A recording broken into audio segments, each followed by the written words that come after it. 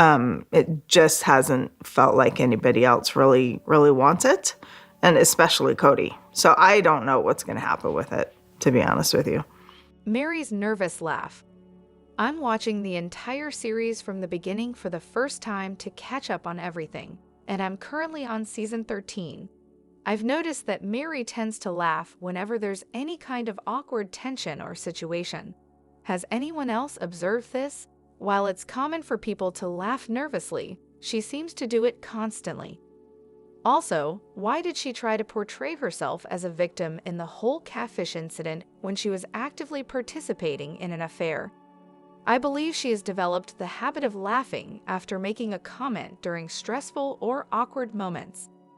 This could be a subconscious way of giving herself an escape route if others react negatively to her comment or dismiss her perspective. It's almost like a "I was just joking" fallback, indicating that she avoids confrontation so much that she presents her thoughts in a humorous way. It's quite sad that she can't feel comfortable in her own skin and express her opinions with confidence because she truly deserves to be heard.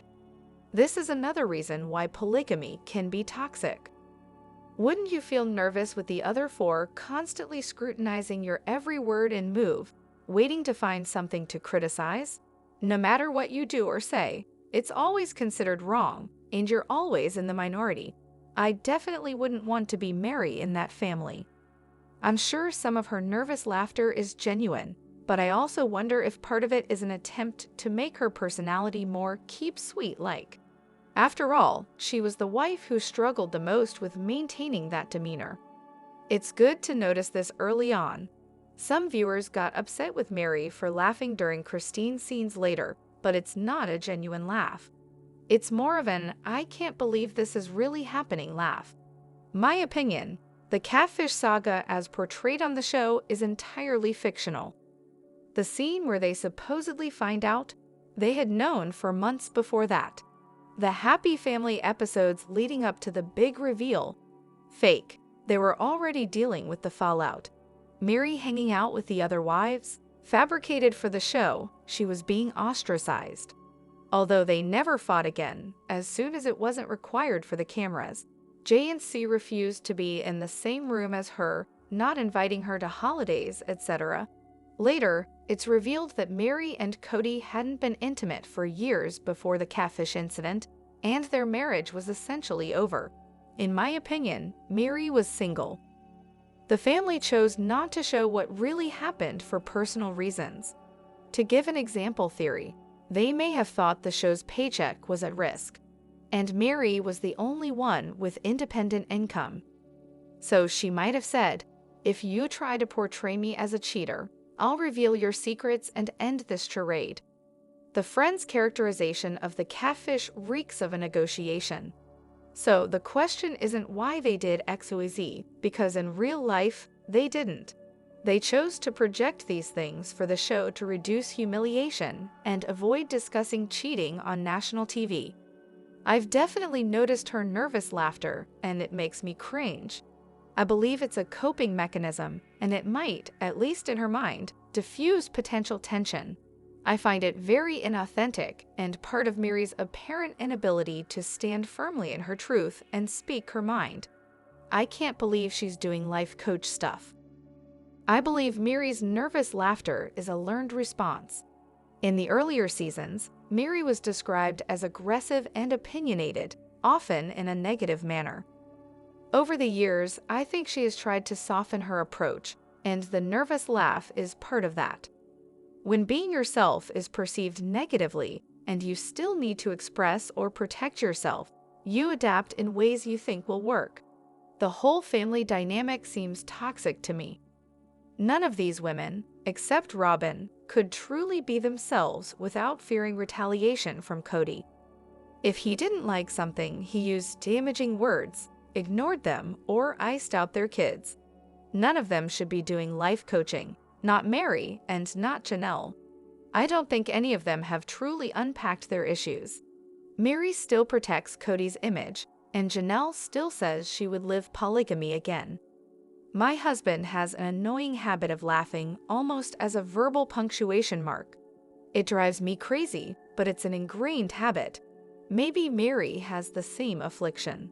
Her daughter knew about the internet stranger attraction and told Meri to back off and end it, but she didn't.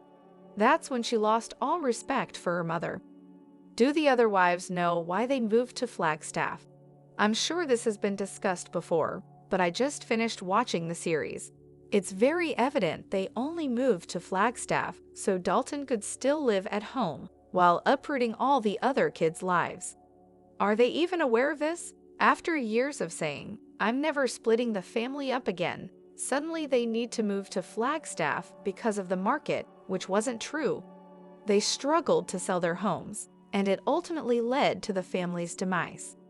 I've wondered the same thing. They must have known. Whoever is the favorite seems to have the most power. State residents get lower tuition in every single state. They could have stayed, and Dalton, or whatever his name is, could have gotten in-state tuition at a reduced cost. Their move was cruel to all the other children. Shame on Kody for hurting them at such a critical time in their lives. Of course, as we saw later, he doesn't really care about any kids except Robyn's. My theory is that by the time they moved to Flagstaff, Kody and Robyn had already decided they wanted to live monogamously. They needed to get the other wives and themselves out of the cul-de-sac situation, where Kody had to spend some time with the original three wives, and where the other wives could clearly see that Kody was spending far more time with Robyn. At this stage, Kody absolutely despised Meri and could barely tolerate Christine. Kody pushed for the move because he wanted the other wives out of his life, but still in the same town, so he could see his children occasionally and continue to receive money from the show and financial contributions from the OG3. The one house plans were both a storyline for TLC and a red herring by Kody to fool the other wives into thinking they had a future with him. The manipulation of Christine and Meri to make them believe their marriages would improve in Flagstaff was also part of this deception.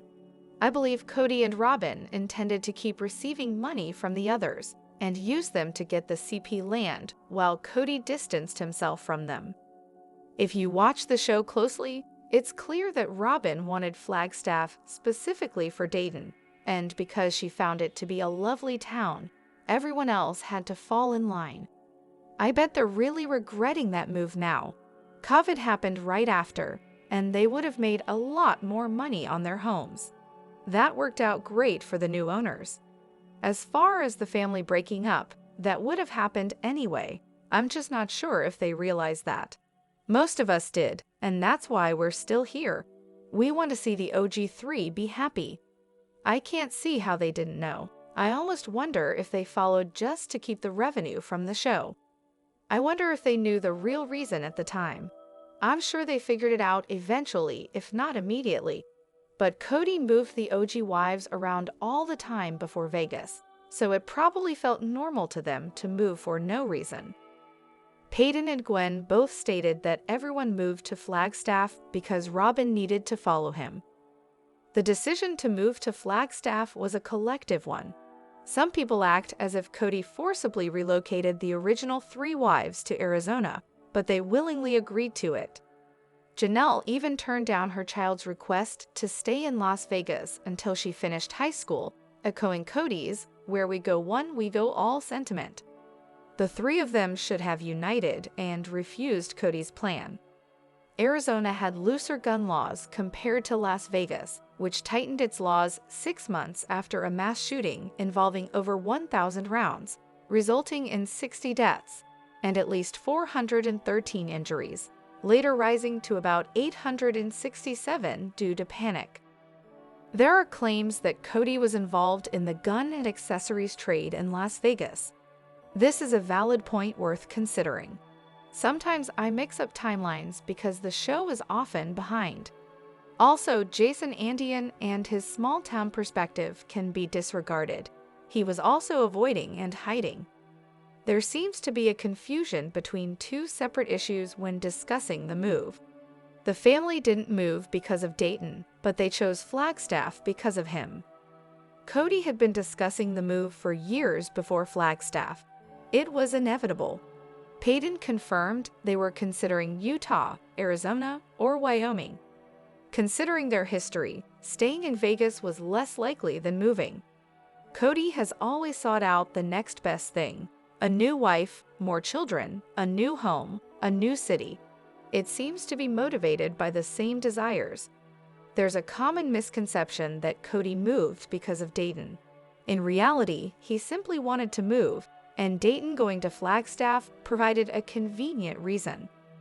Kody had relocated his family 19 times before Flagstaff, so moving was nothing new for him or the original 3 wives.